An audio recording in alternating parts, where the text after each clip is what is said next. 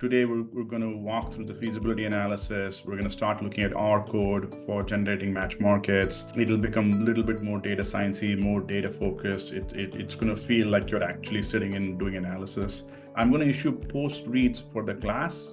We've done more deeper walkthroughs of both the process and the code. So today, there are basically 4 sections in class today, okay? I'm going to do about 30, maybe 40 minutes of like catch up on some content and some lecture content, some high level incrementality concepts. Section 2 is Bharati is going to walk through Geo Testing specifically. She's going to walk through sort of a deep demo of Geo Testing process. She has templates and feasibility analysis templates, lift analysis templates, and whatnot. She's going to walk through each one of those and show you what that process looks like. So again, this is very deep. It's a practitioner walkthrough. It's going to feel like you're actually you're a data scientist walking through it or an analyst walking through it. So that's number 2. So when we talk about the process behind any geo experiment, there will be 3 different phases. The first phase will be the test design phase. The second is the test flight. And finally, we have the test results phase. During the test design phase, we have a few steps. Same way, we have a few steps under the other 2 phases. I'll just walk through what are these steps at this point and get into details of each of them in the coming slides. So just a quick question. On the previous slides, you were showing the curve. On that one, you would have your baseline in a linear curve. So let's assume your goal is 100, you hit 125, your baseline was 80. Would you then maybe cut the test in half, and do a 5x versus a 10x so that you can get that curve? You got it, exactly. How would this process change for if we are launching a platform that we've not done yet? Do we need to collect data first before we can hold that question? Okay. We don't have to. The quick answer is no.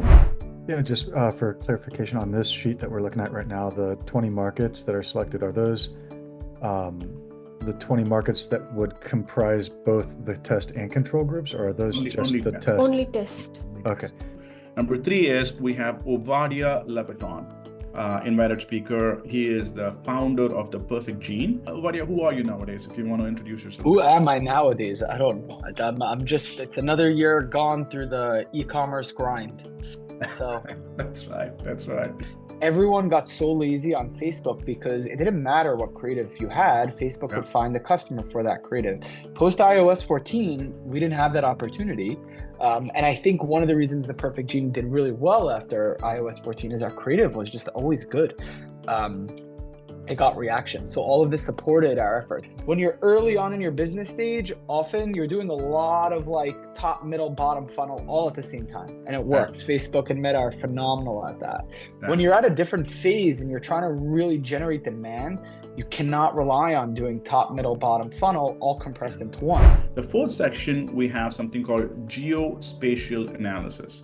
This is the most exciting thing in analytics today.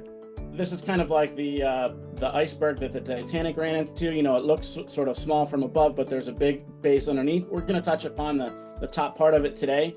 I will sort of start it off by saying that the where in attribution and marketing is powerful, underutilized, and oversimplified. So everyone is familiar with the concept of, and I think Ovadia sort of said it, right, is that we have to remember that there is a person sitting at a desk making that purchase.